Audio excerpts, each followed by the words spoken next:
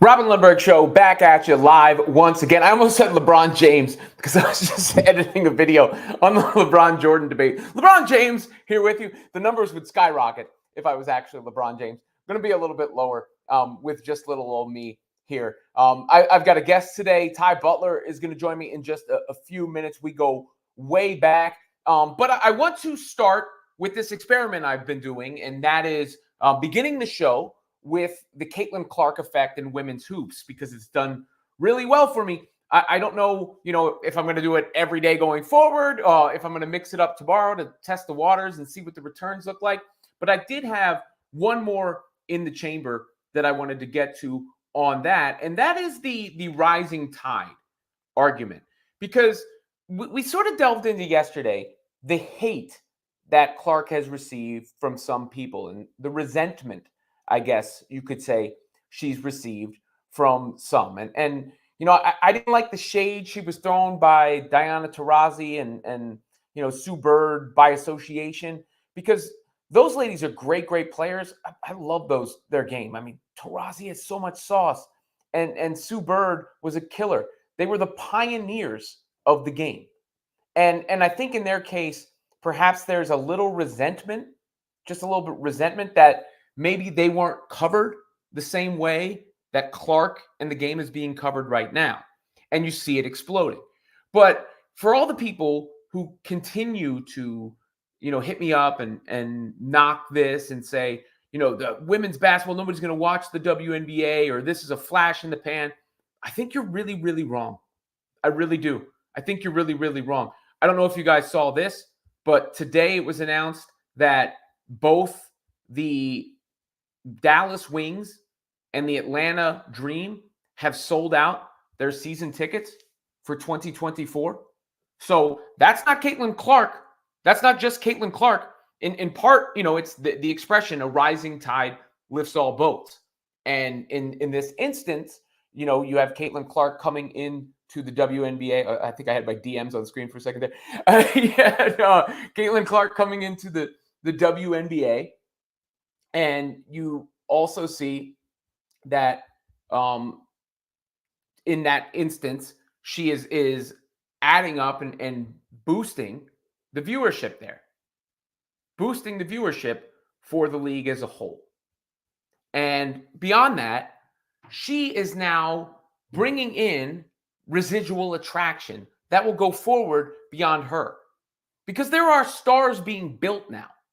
Not just Clark. Angel Reese, that showdown she had with Caitlin Clark put her on the map. And we all got to see her charisma. And now people are going to want to follow her story as her professional career gets going with the Chicago Sky. But beyond that, I think you have these college stars, because again, it's a little different than it was with the NBA, where nowadays with these college stars, you are following them in the women's side when you weren't following them on the men's side anymore. You sort of lost that on the men's side, where you got to see the journey, if you will, along the way. Instead, the way that the game has evolved, it's different. And also the playing style is a little different. Clark's style was a bit more magnetic because it's still more of a unicorn, more of a thing that you haven't seen before. The shooting from the parking lot and all that, when everybody in the NBA seems to do that. Sweet Cereal writes in on the chat, Angel Reese has charisma. Angel Reese is loaded with charisma. I mean, you're just pure hatred if you're saying Angel Reese doesn't have charisma. I'm sorry. This subject is so fascinating to me because there are so many different layers to it. There's the gender aspect of it and the fact that women's basketball hasn't been covered like this before. There's obviously a racial component to it that's been brought up and people have brought up. And I've just said Clark is interesting because of the metrics. Like you just see it.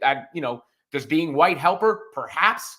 But I think it's more so she's an exciting player to watch and different than what we've seen before. And really, the demand was based on the reality, the things that you could measure. The fact that road teams are moving their venues so that more people can come into the arenas.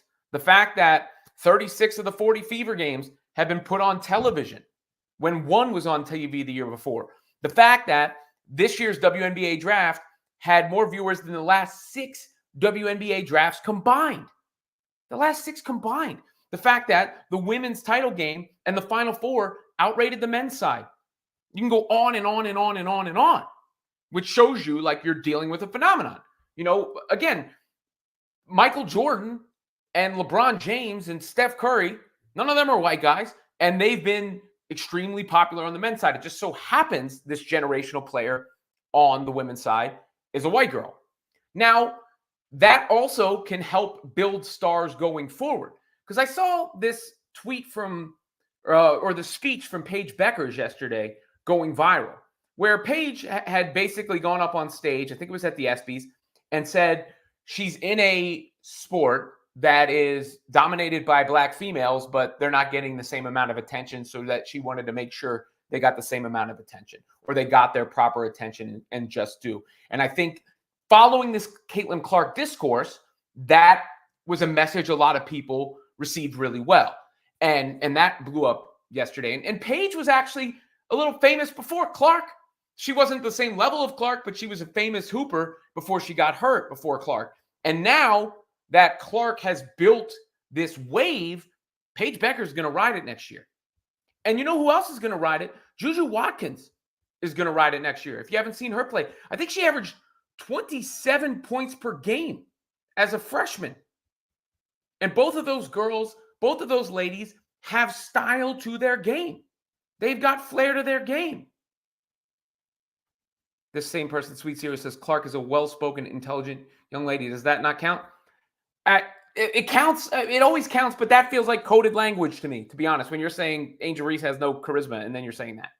Sorry. Like, Angel Reese is booming with charisma. She's just not as good a basketball player as Caitlin Clark. That's the difference between Reese and Clark. Angel Reese is a very good basketball player. Very good. You know, she is, I don't know. I don't know if she's as good as Charles Barkley, but I tried to use that as an example before. Like, she's like a Charles Barkley to a Michael Jordan, right? Like, there's no shame in that. But Clark is a much better basketball player. Much better basketball player. But buckets of charisma from Angel Reese. I'd put her in any commercial. I'd have her sell any product, including that sweet cereal you had on the screen there. But you got the sweet game of Paige Bueckers coming next.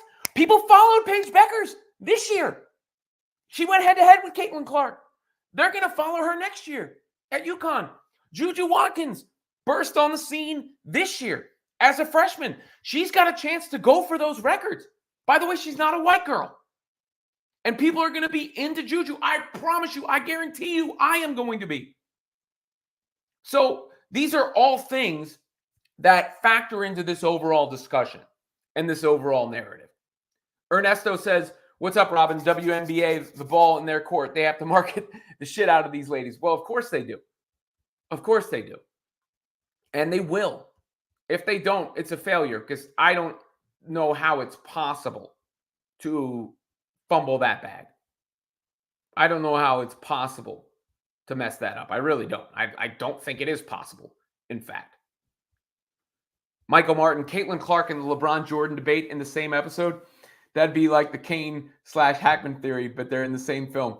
You're going to have to fill me in on the reference, dog. I'm not sure.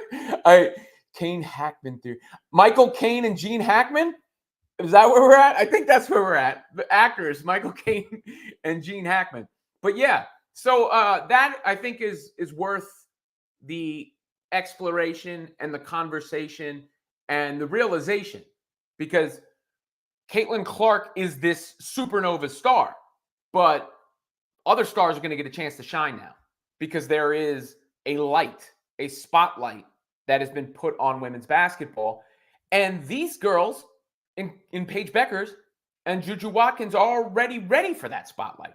They've already shown they're ready for that spotlight. People are already invested into them because they came along with Clark.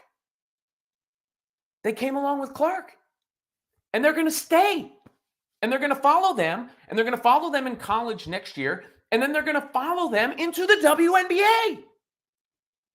I mean, I can name more women's basketball players now than I've ever been able to name in my life.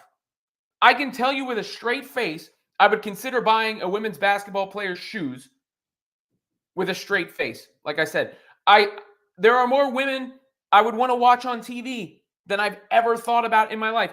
And that's not because I'm sexist or misogynistic. I mean, I guess I would say, did I hold the viewpoint that men's sports are superior to women's sports? Guilty. There are physical differences between men and women. But I've been slapped across the face just like everybody else with this. And Clark is the change agent. She's the generational figure because you watch her hoop and you go, oh. And like I said, things just ain't the same for gangsters. Yesterday's price is not today's price. That's changed. And that opens the door for all these other young ladies to kick it down. And that will give more opportunities to Paige Bueckers, to JuJu, who's nice. JuJu's hitting the threes, taking people off the dribble. She's got, she's got some sauce to her game too. And she was just a freshman. And imagine if she starts going after Clark's records. Then all of a sudden you add that story to it. So that's where I reject the white girl thing too, because I do think it's more about the game. Asia Wilson is more of a big, I don't want to say big girl because that comes across the wrong way. A big woman, versus a big man. I'm trying to draw the parallel to big men in the NBA, where big men don't just generally sell shoes and the like. People aren't going to cop the Tim Duncans. Kareem Abdul-Jabbar wasn't the same level of shoe salesman before Michael Jordan, even though he was an incredible player.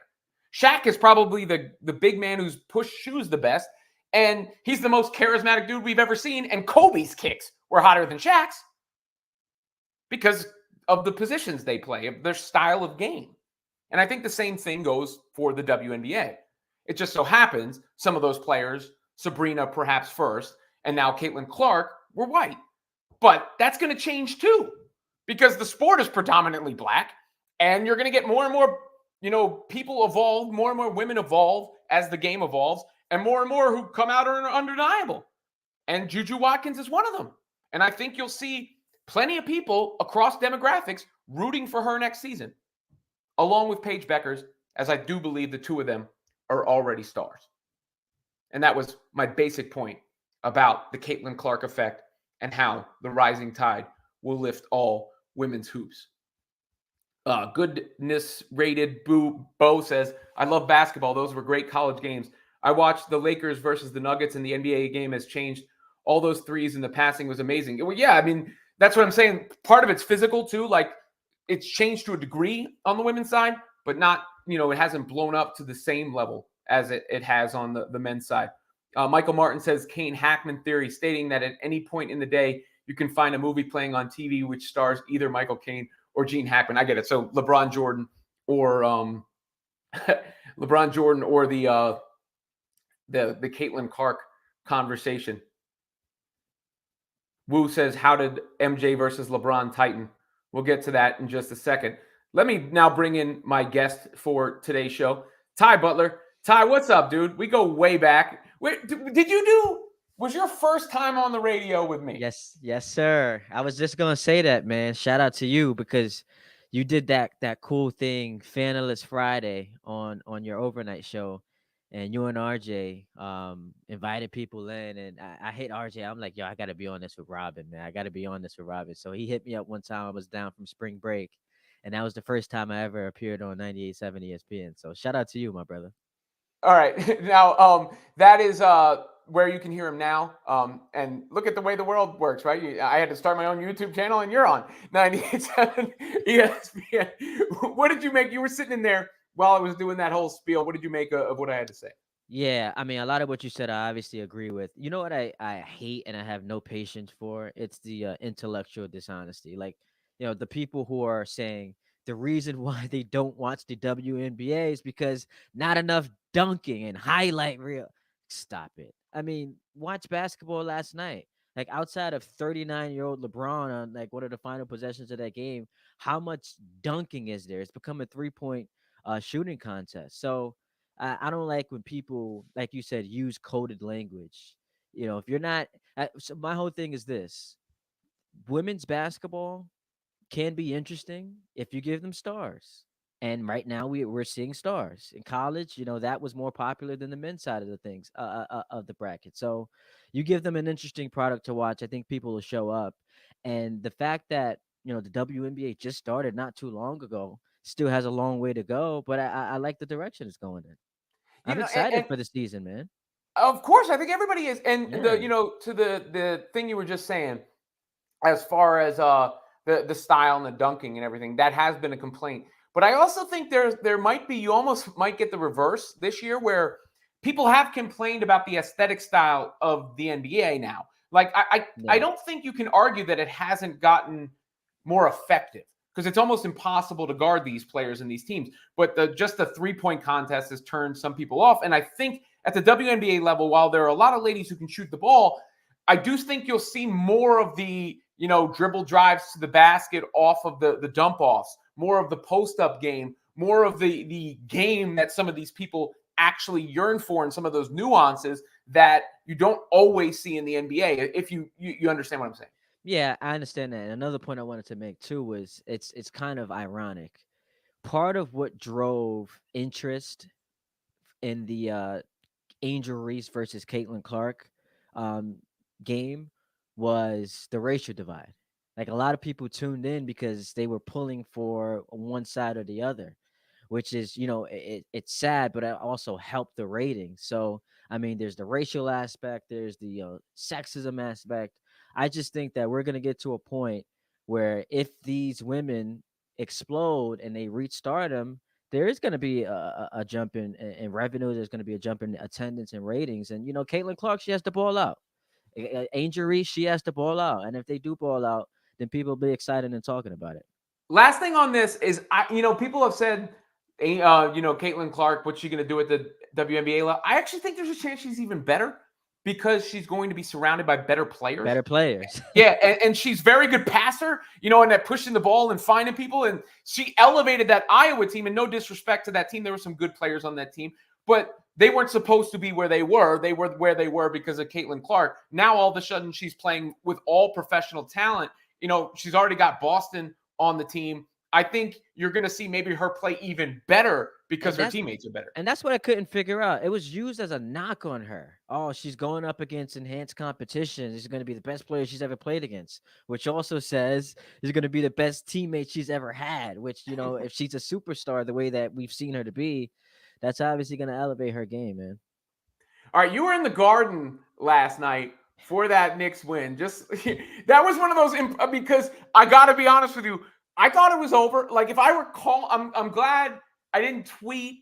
I'm glad I didn't say anything. I'm glad I wasn't live on this show or anything, because it felt like, it was like, all right, now the series has shifted to Philadelphia. And then all of a sudden, that sequence that leads to DiVincenzo hitting the three may have shifted the entire series, and certainly must have put a crazy energy into Madison Square Garden. Yo, it was insane. And, look, I got nothing but love for Knicks fans, but I had queued up in my drafts, in quotes, "We want Boston." I was ready to send that out just because you can't 48 hours after shutting 7th Avenue down, chanting, "We you want the Celtics," lose that game after we're up 8 in the fourth quarter. But, yo, that energy was insane. It's just amazing that, I want to give Dexter Henry of SNY credit. He called it the reverse Reggie Miller game, because that's exactly what like, if you're a Knicks fan, you're so used to being on the wrong side of that. And last night you were on the favorable side. Like, when does that ever happen for the Knicks? And it's like, look what it took. Jalen Brunson's that shot that he hit from the corner, hit the rim a couple of times. Dante DiVincenzo missed a shot. Hartenstein gets the rebound. Kyle Lowry missed a free throw. OG Anunoby got away with the chicken wing.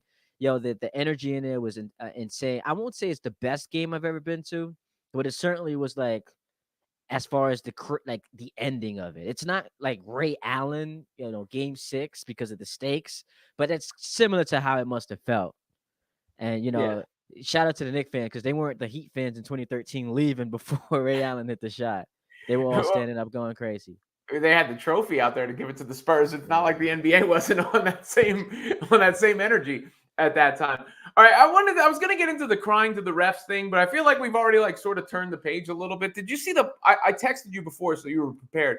Did you see that poll from The Athletic about LeBron James and Michael Jordan? Yeah, so LeBron's gaining ground. That's easy to explain, right? Like the league is, now ushering in a youth of players who are becoming further and further removed from watching MJ live. LeBron's going to become the more popular pick. Now, you and I are both in agreement that he's the greatest player we've ever seen. And I know a lot of people of the older generation, don't buy into that. But yeah, as the league gets younger, then more people are going to buy into it. But then you look at Paul Pierce getting votes. It's like, come on, what are we doing? Paul Pierce got judging by the math, Paul Pierce got a vote, which means it was a, joke. Somebody wrote that in as a joke. And yes, of course, that does mess up the poll. But to your point, and I just did a little short about this right before we went live, that's why it was always flawed to say Jordan would always be the GOAT, because you were only speaking for one generation. And I think with the NBA polls and the player polls, it had always been more in favor of Jordan when I'd seen this. Now it's starting to tighten, because I think you're getting more and more players who just didn't see Jordan, or more and more players who came up watching LeBron. Mm-hmm. Like they came up watching LeBron, and eventually, and you probably already in the NBA now you have NBA players with the way they're young. They have no recollection of Jordan other than through things like The Last Dance. Now you're also probably going to get competitors who don't want to vote for LeBron because they're going up against him.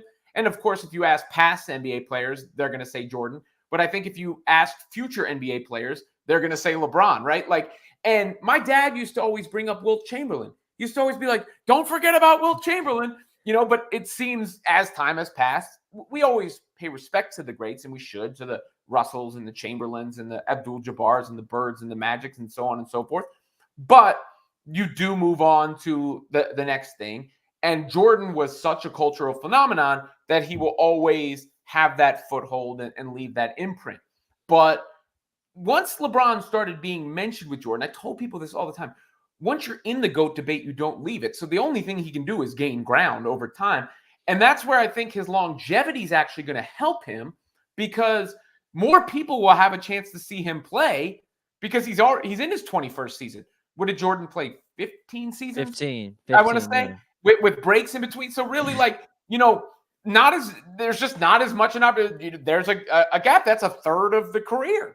If LeBron keeps going, where more and more people are going to have a chance to see LeBron play and then have a frame of reference around LeBron. So how I feel about this? If you go MJ, if you go LeBron, there are certainly strong cases for both. The people who annoy me are the ones who pretend like it's blasphemous to say it's LeBron. And what's even worse is like, oh, he could never catch Jordan. You mean to tell me it's not going to happen? They come back and win this series, they beat the Nuggets, and they win the championship this year, and then they like three-peat. He doesn't pass. To say that he could never pass him, it, to me, suggests that you had established that back in 2011 after the Mavs series. And the problem with that is, since that Mavs series, the dude has been just unbelievable and like something we've never seen before. But I want to push back on one thing you just said. You said the longevity is gonna help him. For some people, it's gonna hurt him, because they'll look back and say, "Wait, you played 22 years and only won 4 championships." So what do you say about that? One, I think context matters in the argument. I think you brought up, if I'm making the case for Jordan, the first case I make is 2011, because Jordan never had a moment where he came up that small. Mm-hmm. And as a person who believes LeBron's the best player of all time, I'll freely say that. Now, I think the way he responded from that has only added. But I think when you look at the championship level, you have to say, you'll wind up going back and saying LeBron went to 9 out of 10 finals, won with 3 different teams, was in the Western Conference Finals in his 20th season. On top of that, the ring thing, the one in 2011 is the one that got away. The other one's like, if KD doesn't go to the Warriors, LeBron's got at least 5 rings. At least 5.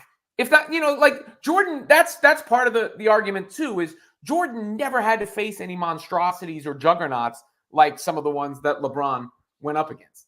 Yeah, so to me, like the 6 for 6 thing, I totally understand it. That's impressive. Like getting to the finals and never losing. What bothers me is using the 6 losses as a detriment. So let's just go back to 2015, right? That's the year Kyrie went down in game one of the finals. Kevin Love in the conference finals obviously had the shoulder injury. So what we're saying is, and that ended up being one of the best series LeBron's ever played against, the Warriors. Down his 2 best players, leading everybody in points, rebounds, assists, and blocks. What we're now saying is, what would have been better for him is instead of having that great series, he lost a round before, because now instead of being 4-6 in the finals, he's 4-5. It just doesn't make sense. Like when we actually, lay it out and say it out loud, we realize that none of it actually makes sense. Losing before the finals is not Yeah. better than losing in the finals. I'm Like sorry. Jordan missing, and then Jordan missing the playoffs is the year he came back, 95. We had the double nickel against the Knicks. It was Yeah. better for Jordan to get bounced earlier by the But no, Magic than Jordan's career, the year against the Magic doesn't count. oh The yeah, years only prior to his first championship don't count. The years with the Wizards don't certainly don't count. He only played 6 seasons, Michael Jordan. You have to realize. But that's my point. It doesn't make sense. It was better for so Jordan's legacy, like and it ended up working out better for him that he missed the playoffs all those years before Pippen got there. Because had Well, he he's never gotten to the won, final, and this is not a diss, yep, but this goes to the level of that you need good players on your team. Michael Jordan has never won a playoff series without Scottie Pippen on his team. yeah, and it's not to disparage him. It's just like once you have the conversation out loud, people got to realize, yeah, that doesn't really make sense. Like LeBron losing before the finals, how does that enhance his legacy? So, I mean, it's just ridiculous to me. Yeah, I mean, it's going to go on forever. That debate, it's going to go on forever. Please like and subscribe to the channel if you have not done so yet. Hit that thumbs up button. Follow Ty D Butler on X and ESPN Oh, so you go with 98.7. X. You go with X will X. give it to you. I mean, eventually you have to give it up. Nah, man, I can't do it. I'm always going with Twitter. As we were saying that it feels like the LeBron Jordan debate is going to go forever, there's one other topic that feels like it's going to go forever, and that's this Drake and Kendrick Lamar thing. And Ty, we talked about it on your show the other day, but before I get to this point, I will say Kendrick Lamar is going to respond. I know he is going to respond, but the more time passes, the more I don't even know if he needs to. Dude, I must have played Like That 15 times today.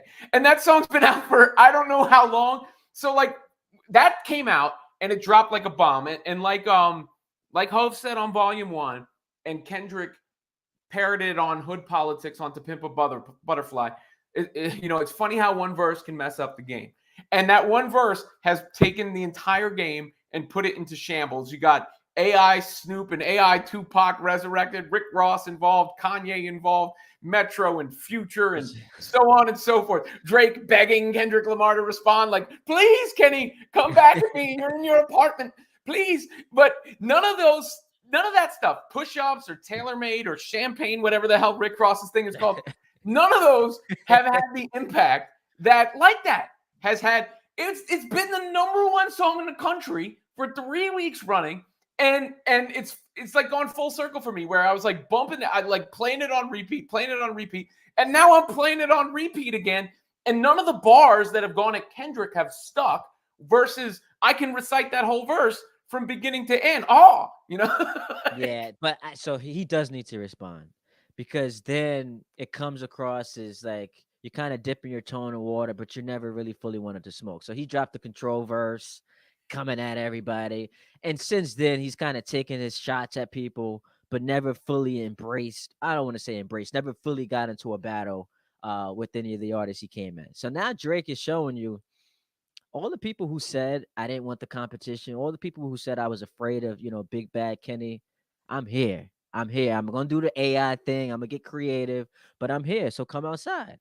I think Kendrick absolutely needs to respond, because remember, we hold it against Drake that he never responded to Pusha T. So we can't then Well, use that battle's over because he didn't yeah, respond to Push. He conceded by not responding to exactly. Pusha T. Which so now why can't we use that same standard in this rap beef where Because Kendrick's ahead. Now Kendrick is going to respond, but I think he's already won. Like I just don't like in the way things last, the moment when you go back and revisit his verse on Like That and that song are the thing that will transcend this moment. Like that's like a generational kind of thing. Now I agree in a rap battle sense, he needs to respond and he will. Like I'd be absolutely stunned if he doesn't respond. like sequencing matters. We Yeah. gotta, No, he's got to come back and respond to what Drake said. But I do think he can do it on his own time. I mean, he does things on his own time. I think he can do it to promote his album. Whatever he wants to do, that's fine.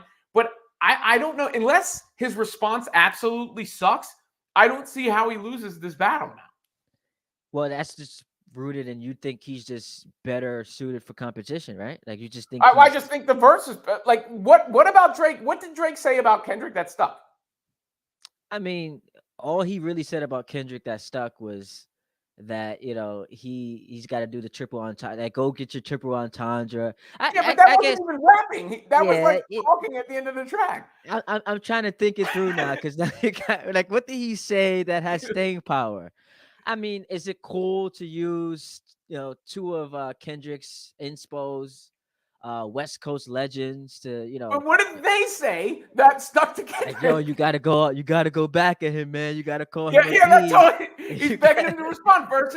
Versus like the big three. It's just Big Me. Your best work is a light pack. Prince outlived Mike Jack for all the dogs getting buried. That's okay with all these nines. You're gonna see the Pet Cemetery. Yeah, I mean, sure, but Drake fans are gonna Drake fan, man. They want this dude to respond, to actually show that you can be battle tested. Kevin Bueckers, big Drake fan, says, how we go from Drake scared to respond to Kendrick doesn't need to respond. We are setting different rules for the I agree with that. Well, Drake is not scared to respond. He did respond. Credit, No, but that was said about him. That was said yes, about that's him. Because Kendrick fired the opening salvo. Like, and I never I was wondering where Drake was, and I think part of that is because he's so chronically online versus Kendrick, who's not. So you're used to hearing from Drake, like he's putting things in Instagram captions and doing all the like that. But the way Kendrick came at him, you're like, oh, you gotta defend your honor, bro. Now but even if he had waited, if Drake had waited and dropped his diss a month from now, and it was a neutron bomb, it would still hit just the same to me. And so I don't think Kendrick's clearly not scared to respond. We all know that. He went right for his throat off jump. Yeah, but the internet and Drake is smart about this. And this is what makes him so calculated. Kendrick's not online.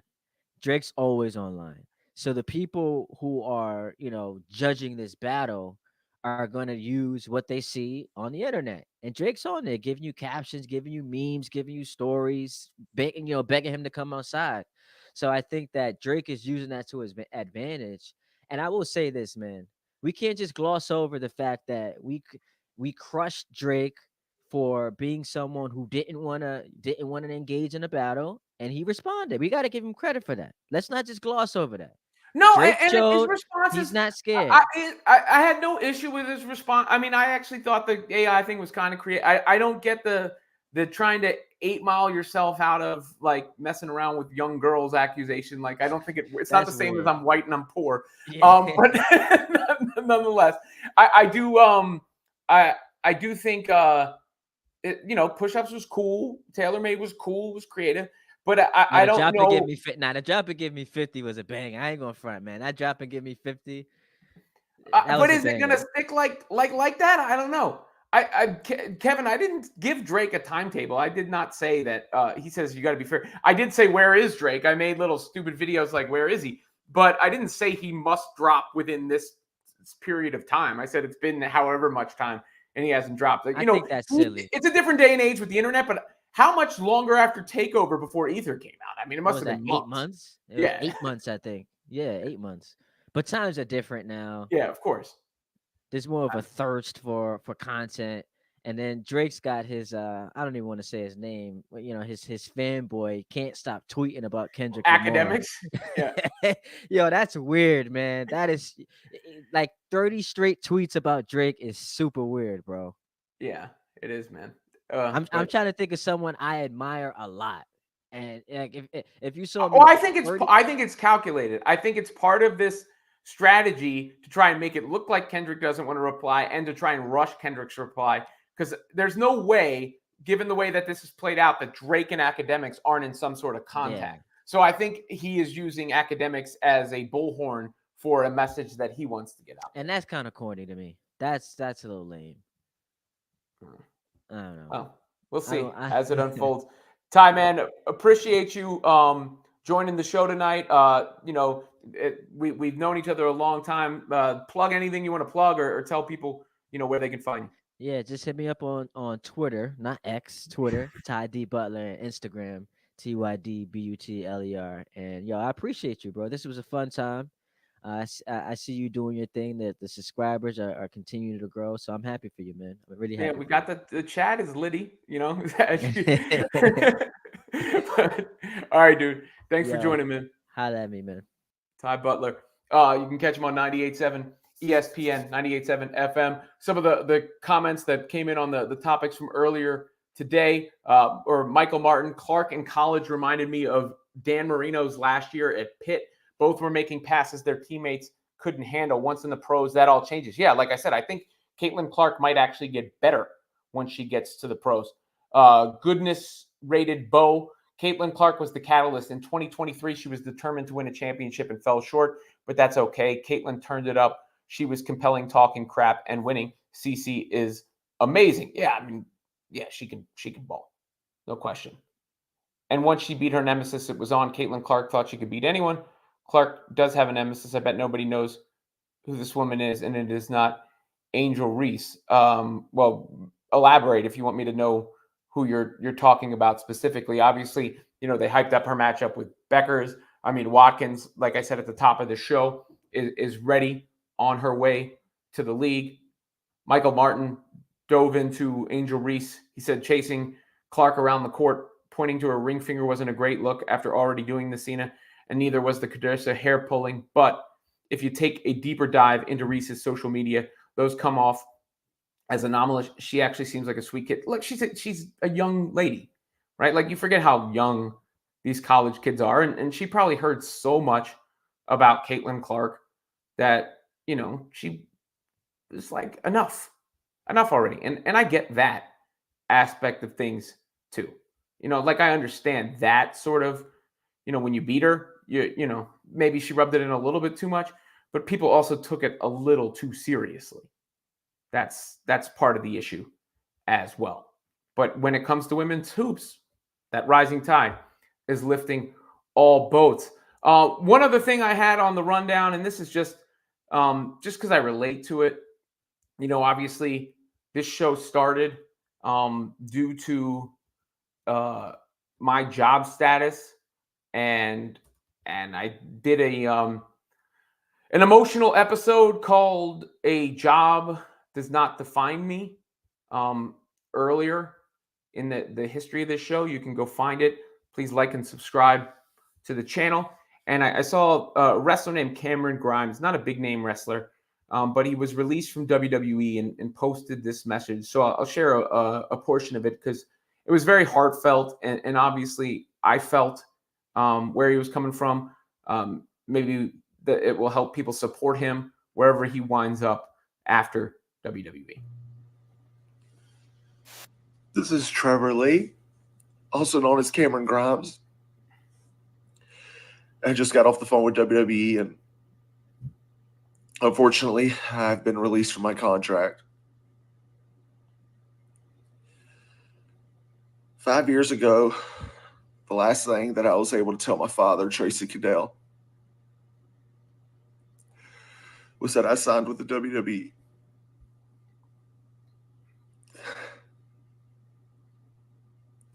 I loved working here. I loved working at the WWE. I want to thank absolutely everybody that's helped me. I could sit here and name off a list of people, but the video might be a little bit too long. Even though you guys haven't seen me in the past year, I've been trying my best to learn from everybody that comes through, everybody that would let me sit there and listen.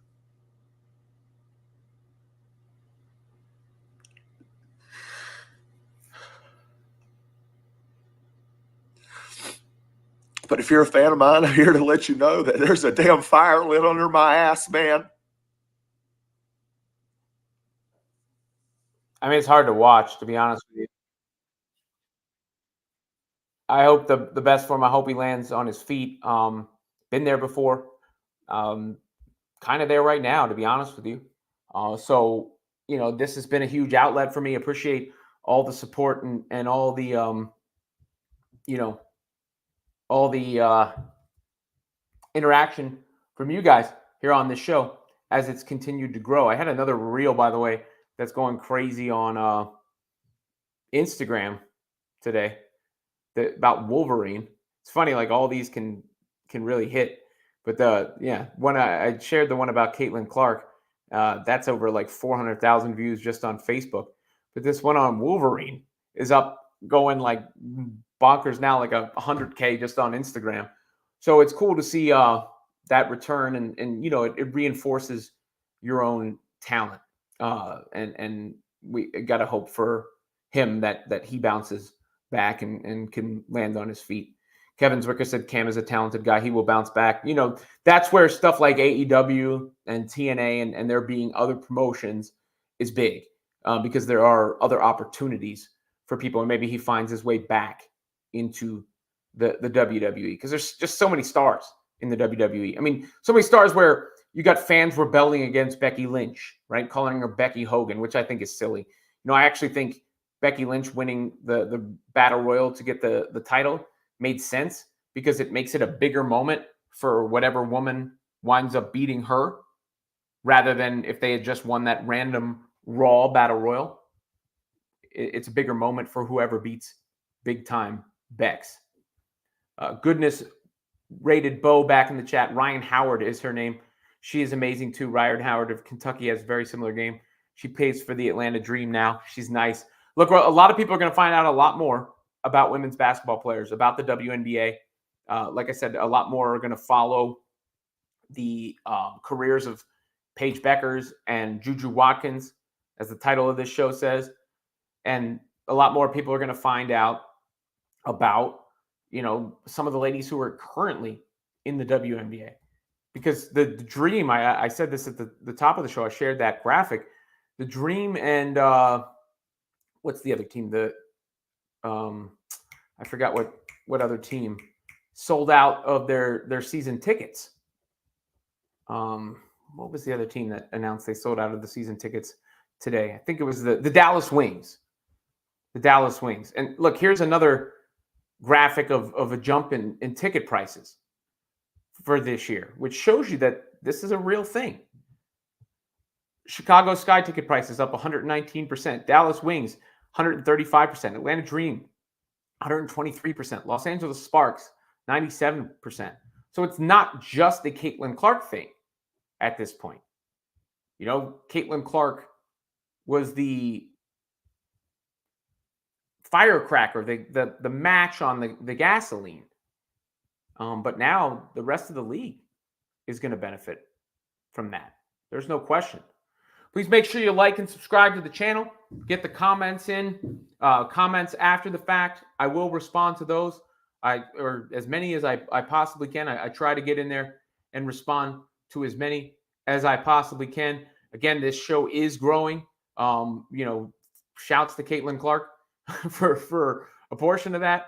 But definitely, the audience has been getting bigger. Maybe I experiment with a different lead at some point to see if it's just the growth of the show in general or the topic matter. But this topic matter and this format has been working where I'm starting with that and then, starting with something on that, the ladies first, let's say, and then get into the NBA and then get into the rap and the wrestling, which are all in my bag, and the superhero stuff as well. If you're new to me, you can see all those shorts. I post shorts about all that on the channel, on my various social platforms.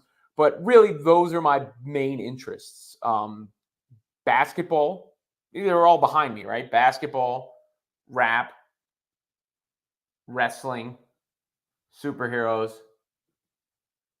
and yeah, there you have it. There you have it. So if you're into any of that stuff, you'll definitely like the show. But thank you to all the new members of the audience, all the new viewers who have tuned in, all the new contributors to the chat. I've seen that growing on a day-to-day basis. Again, if you like what you see, please come back. Please hit subscribe too. It always helps to see that number pop up. It always helps to see those likes pop up in addition to just the views, so that I know it's not just, the SEO that's working. It's also the content that's working as well. Anything else I can get to, hit me up in the comment section. If you've got anything before the buzzer ends here. Kevin Zwicker, Becky's story has to play out. It will be a slow burn for Liv to get the belt. Yeah, I think it would have been rushed if, they just gave Liv the belt, especially after she injured Rhea Ripley. You set up that program with Rhea Ripley later. Michael Martin, Trevor Lee, that's Cameron Grimes, who I referenced before, is a phenomenal talent. Get him to Ring of Honor or back to a resurgent TNA. Ernesto says, I would only wish that we were so progressive that eventually should be able to play with the men. I'll take it for the Knicks. I guess he's talking about Caitlin Clark again there.